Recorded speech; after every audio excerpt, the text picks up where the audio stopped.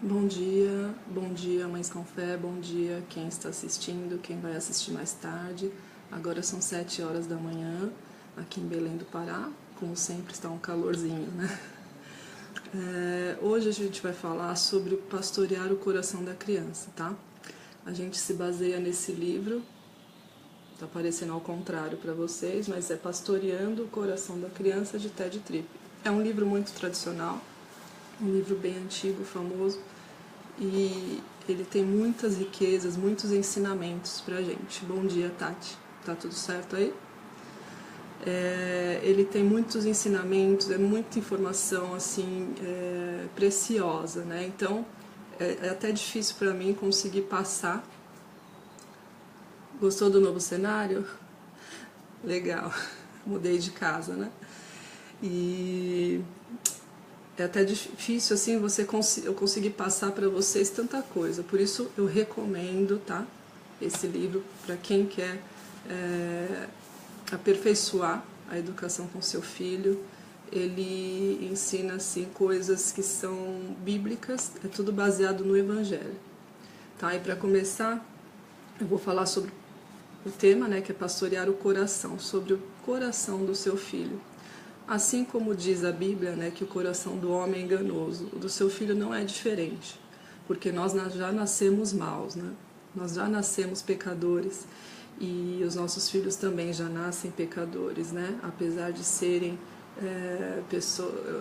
coisinhas tão lindas, tão fofas, né? Eles já têm no coração várias coisas ali que nós precisamos trabalhar, tá? A gente tem que conforme o Ted Tripp fala, né, o autor do livro, nós temos que pastorear o coração dos nossos filhos, nós temos que usar o Evangelho como centro da educação, né? E são segredos que muitas vezes a gente acha que nossos filhos não irão entender por serem pequenos, mas ontem eu tive uma experiência com meu filho de 2 anos que eu percebi que ele entendeu, né? Ele entendeu que ele precisava pedir perdão. Então, assim, para mim isso foi muito legal, né? Porque é muito bom quando a gente vai ministrar algo que a gente consiga colocar em prática, né? E eu, assim como você, nós estamos aprendendo, né? Eu lendo esse livro, eu estou aprendendo, que eu sou mãe também de primeira viagem. Então, assim, eu estou aprendendo a falar, estou aprendendo a pastorear. E é isso, é um eterno aprendizado. Cada fase da criança é uma fase, né? E é muito difícil porque hoje em dia a gente tem muitos conselhos, muitos métodos, e a gente tem que primeiramente buscar em Deus, tá? Esse é o princípio do Mães com Fé, é a gente colocar em primeiro lugar o Evangelho. O que o Evangelho diz sobre isso que está acontecendo? O que o Evangelho diz sobre educação? Né? E ele diz muitas coisas, né? E falando sobre o coração, eu vou começar lendo com vocês Lucas 6,45. O homem bom, do bom tesouro do seu coração, tira o bem, e o homem mau, do mau tesouro do seu coração, tira o mal, pois da abundância do coração fala a boca. O que ele quer dizer assim? Que a nossa boca fala do que o nosso coração está cheio. Né? Então por aí você consegue ver assim, o que está no coração do seu filho, você consegue chegar até o coração do seu filho, como que é esse caminho, como que é trilhar um caminho que para você chegar no coração, né? Uma criança não entende como que ela vai abrir o coração com você. Então durante a leitura desse livro você vai começar a entender, tá? E agora nesse mês de julho a gente preparou exatamente isso, porque a gente propõe, o Mães com Fé está propondo para você pai, para você mãe, nesse mês a gente fazer uma conexão maior com nossos filhos, a gente ter um tempo de mais qualidade, a gente conseguir aproveitar momentos com eles, né? E não ser um estresse, ser motivo só de cansaço, ou de num cenário de brigas, de embate, né? Existe isso, com certeza vão ter momentos, né, de estresse, mas a gente quer mostrar para vocês que o tempo com o seu filho pode ser um tempo de qualidade, a conexão com o seu filho pode ser maior, aproveitar este momento que ele vai estar mais em casa, mais ao seu lado, para você descobrir esses desígnios do coração dele e você também aumentar essa conexão com ele, né? Você vai ter um pouco mais de tempo para quem, né, for sair de férias também ou ficar mais tempo com seu filho, aproveitar isso para conseguir se ligar mais, ficar mais junto com ele. Quando você pastoreia o coração da criança, você não direciona apenas o comportamento, mas as atitudes do coração. O que a gente vê, né? A gente tem em mente o que a gente faz primeiro. A gente quer ver crianças bem comportadas. O sonho, né, da mãe, do pai, é que seu filho seja um garoto super comportado ou uma menina super comportada, né? Que o comportamento seja assim, nota 10, que você olhe e as crianças tenham um comportamento de agradecer, um comportamento de abraçar o amigo, de emprestar o brinquedo, enfim. Mas o que acontece? O comportamento, às vezes, não diz o que está no coração. O comportamento, muitas vezes, é feito como uma máscara, ou para agradar o outro. Então a gente tem essa tentação de agradar o outro. Então eu vou fazer isso porque eu estou agradando alguém. Mas e no coração? Será que isso está saindo do coração? Ou é apenas um comportamento? Então a gente tem que tomar esse cuidado, né? Quando a gente exige um comportamento de uma criança, não tem que ser sobre ameaça. Porque daí a criança vai se comportar bem porque ela está sendo ameaçada, ou porque ela sabe que ela vai ganhar alguma coisa, enfim. E durante o decorrer desse livro, que a gente vai tentar expor para vocês nas segundas-feiras, ele fala muito sobre essa troca, né? E aí você fala, meu filho está se comportando bem. Mas toma cuidado com isso, não é só o comportamento. Assim como Jesus advertia os fariseus, né, que os fariseus eles se comportavam muito bem, eles eram nota 10 em seu comportamento, né, nas leis, mas por dentro eram podres, como Jesus falou, né, por dentro eram ocos, eram sepulcros caiados, né, e como diz aquele velho ditado, por fora bela viola, por dentro pão bolorento, né? É um ditado antigo aí que muita gente vai lembrar. Então é mais ou menos isso para exemplificar, né? Então os seus filhos precisam entender não só o que fizeram exteriormente errado, mas por que de seus pecados e fracassos. Ele propõe a gente a colocar nossos filhos diante de seus próprios pecados, colocar o seu filho diante da sua podridão, diante daquilo que ele é capaz de fazer. Você coloca o seu filho face a face com um homem natural. E isso é muito importante. Você está expondo o Evangelho dessa forma, você está expondo a misericórdia de Deus dessa forma, quando você faz isso. Quando você deixa de fazer isso, você está roubando o Evangelho do seu filho, porque ele não está conhecendo o Evangelho. O Evangelho, ele trata a gente, ele trata o pecado, ele coloca o nosso coração, a gente tem que abrir o nosso coração a Deus, colocar para fora, né? E essa é uma verdade bíblica, né? Que as crianças têm que vivenciar, elas têm que saber que elas são pecadores e que elas necessitam da graça de Deus, né? Quando elas conseguem entender isso, elas vão saber pedir perdão, elas vão saber que aquilo que elas fizeram é errado. Por quê? Porque está no ser humano o pecado. Então, a criança ela vai ter consciência que ela não é perfeita, ela vai sim pecar, mas se ela tiver a graça de Deus, Deus a perdoará.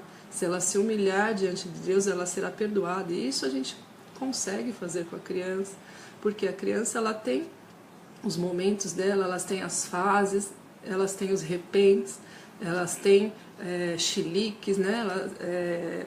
Tem coisas também que a gente não pode confundir, né? Porque a criança ela tem fases, né? A psicologia estuda isso, muita gente aí, nossos psicólogos parceiros aí dos Mães com Fé pode falar melhor que a gente. Mas a gente tem como controlar isso, colocando ele diante dos seus próprios pecados.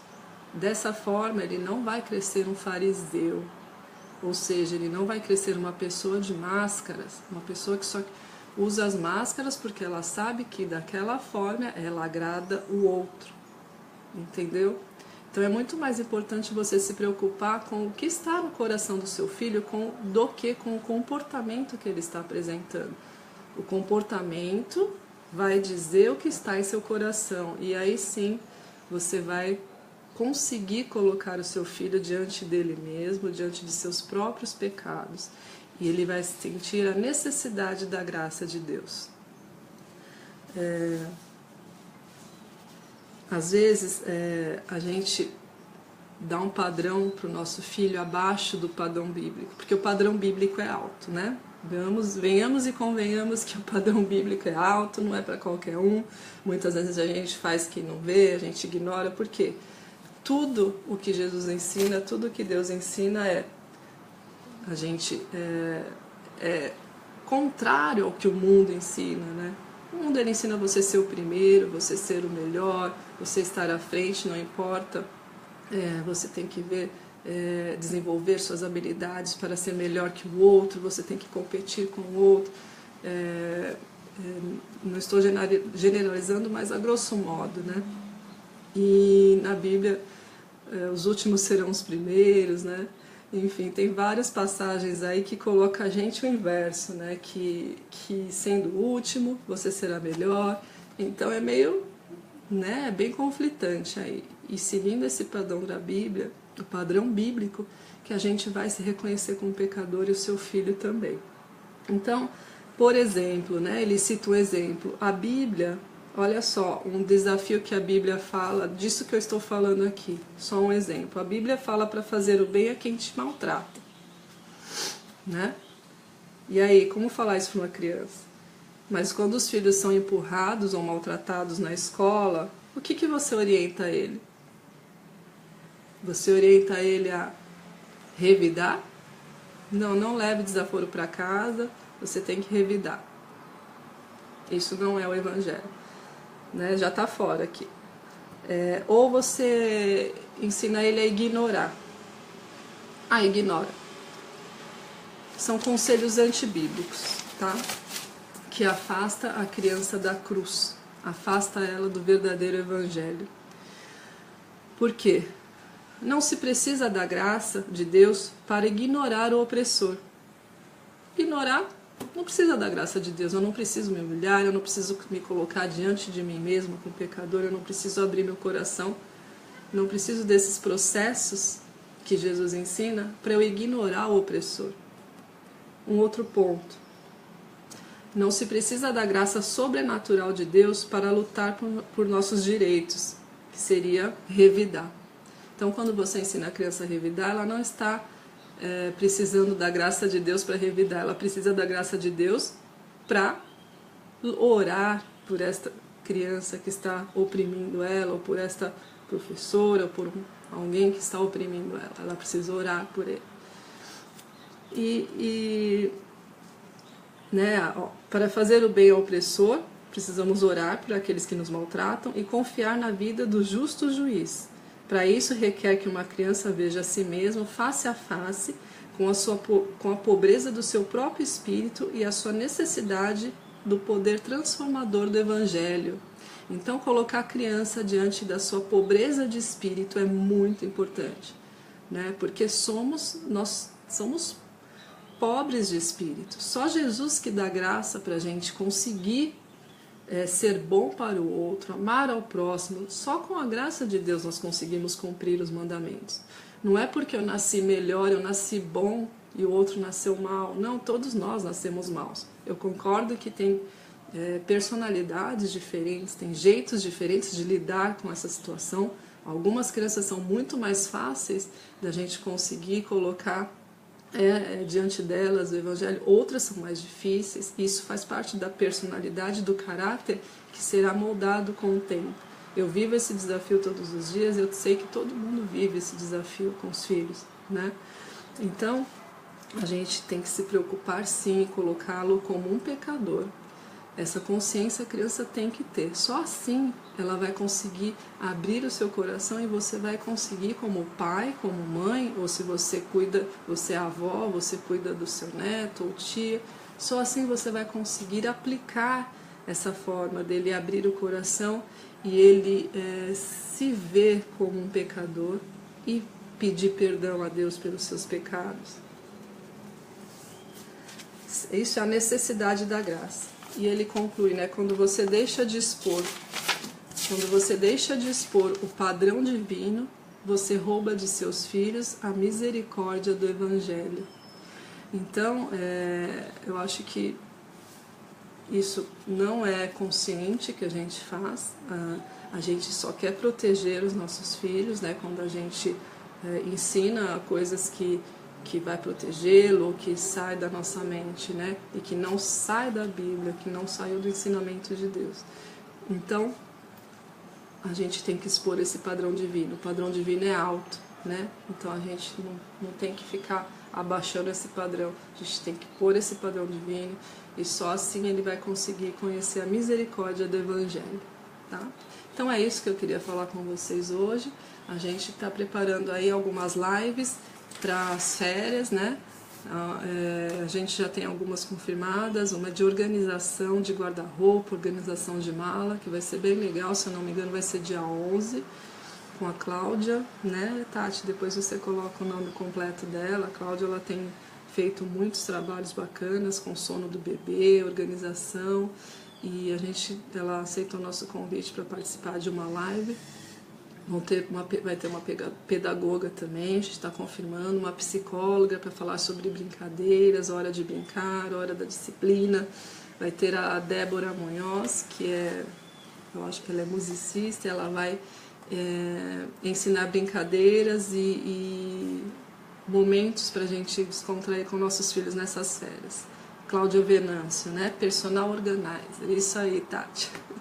E a Grace também, ela fez uma live casal com a gente, mas agora ela vai fazer uma aí falando também, ela é psicóloga de família, vai falar pra gente também sobre esses assuntos que nos deixam, às vezes, tão confusos, às vezes estão, assim, com sede de saber, né? Então é isso. Queria agradecer. Vamos orar agora. Senhor, obrigado por este momento. Coloco-me diante do teu altar. Coloco, Senhor, a cada criança, a cada filho de cada mãe que está ouvindo, cada pai, cada avó, cada cuidador. Que nós tenhamos sabedoria e mostrar para os nossos filhos que a sede de sua alma, a sede de aplacar todas essas vontades, esses desejos que ele tem, que vem do coração, que o coração é enganoso e que o coração muitas vezes está guardado coisas que não queremos expor, mas que a importância de expor o Evangelho para nossos filhos, nós tenhamos essa consciência, que o Espírito Santo nos ajude todos os dias. Agradecemos por esse momento, por esta oportunidade, Pai. Em nome de Jesus, amém. Obrigada, até mais. Tchau, tchau.